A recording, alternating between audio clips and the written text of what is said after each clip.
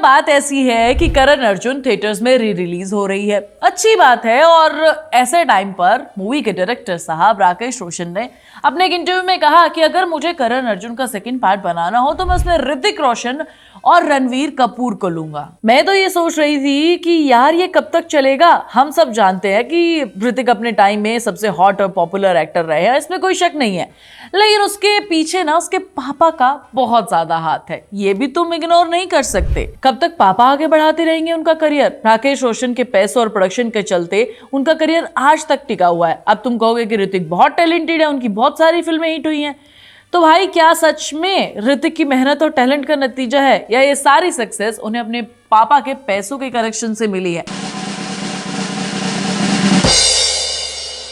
आज के इस वीडियो में मैं तुम्हें डिटेल में समझाती हूँ, लेकिन उसके लिए तुम्हें थोड़ा सा फ्लैशबैक में जाना पड़ेगा और ये भी बताऊंगी कि ऐसा मैं क्यों कह रही हूँ कि भाई ऋतिक को अब बॉलीवुड इंडस्ट्री छोड़ देनी चाहिए। तो एक एक करके सारी चीजों को समझते हैं। ऋतिक रोशन का करियर एक बहुत ही बढ़िया शानदार फिल्म के साथ शुरू हुआ। देखो यार, ऋतिक रोशन ने अपने करियर के स्टार्टिंग में ही हिट फिल्म्स देना शुरू कर दिया था। 2000 में उनकी मूवी आई थी जिसका नाम था कहो ना प्यार है। उसने बॉक्स ऑफिस पर धमाल मचाया, बल्कि ऋतिक रोशन को एक सुपरस्टार बनने का रास्ता भी खोल दिया। फिल्म ने बहुत सारे रिकॉर्ड्स भी तोड़े, गाने आज भी मैं और तुम सुनते हैं।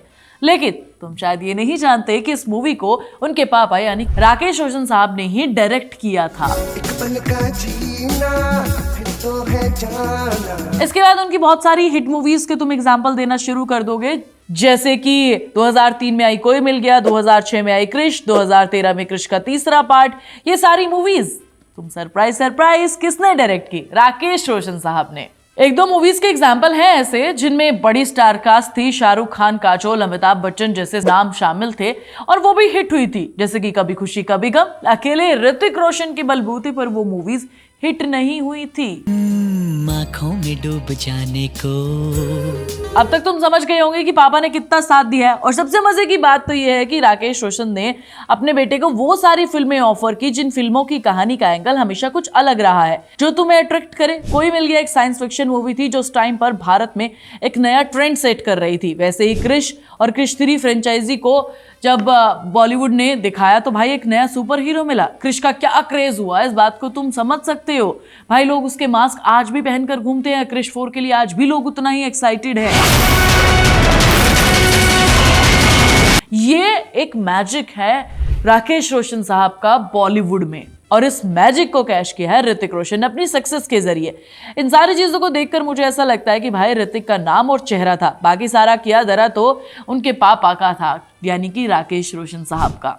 लेकिन उनके पूरे करियर ग्राफ को देखूं तो सुनो, 2017 में उनकी मूवी आई काबिल, 18 में उनकी कोई मूवी नहीं आई, फिर 19 में उनकी एक मूवी रिलीज होती है जिसका नाम है सुपर 30, फिर 20 और 21 में उन्होंने कोई काम नहीं किया, लेकिन फिर 2022 में विक्रम वेदा जैसी फ्लॉप थी।